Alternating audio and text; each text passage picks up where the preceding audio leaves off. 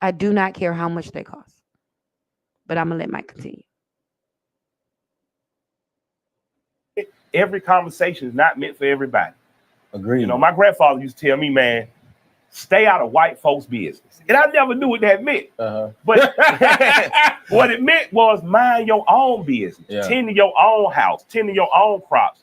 And that way, your community will be what you want it to be versus you looking at other communities saying, why? Mm-hmm. We'd be less concerned about whether or not they're going to teach that black people benefited from slavery. Yeah. Because we know on Saturdays, we're teaching the truth to our youngsters. Absolutely. And I got some opinions on that I won't even talk about. I just said that's some stuff that's like. Thank you, Lord, because this live might have lasted 8 hours. Oh my goodness. I am so glad that we decided to table that discussion. So I'm gonna keep it all the way PG about that part of the conversation. So let's just run it back right quick.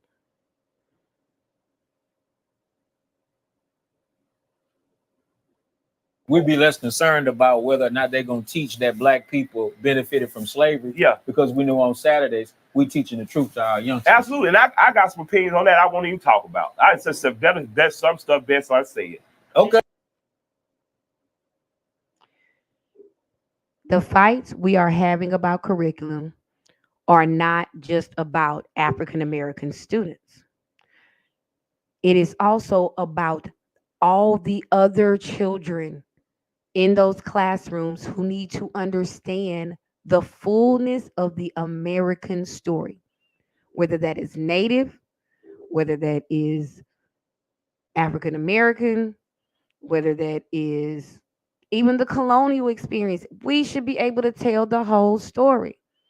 So, no, we're not just fighting for our right, for our kids to know our history. That has always happened around the kitchen table. I'm starting to think that some of the people that come to the front of the stage and grab a microphone and sit their behinds down there either don't have good family dynamics or they don't have family good relationships or they're trying to sell us a story about the community that I promise you there would probably be 1,000 people in the comment section that could say, nah, my grandmother used to talk about this all the time. He even just said, my grandfather used to tell me don't worry about white folks' business. The black community has always been a kitchen table, teaching kind of community. So again, it's the short-term memory loss about how hard the ancestors worked. It's the willful blindness to the current conditions. And moreover, it's a lack of commitment, because commitment ain't just about what you say. Faith without works for all the, them people who might be on the replay gang. It's not a real honest assessment about why that fight exists. That fight exists.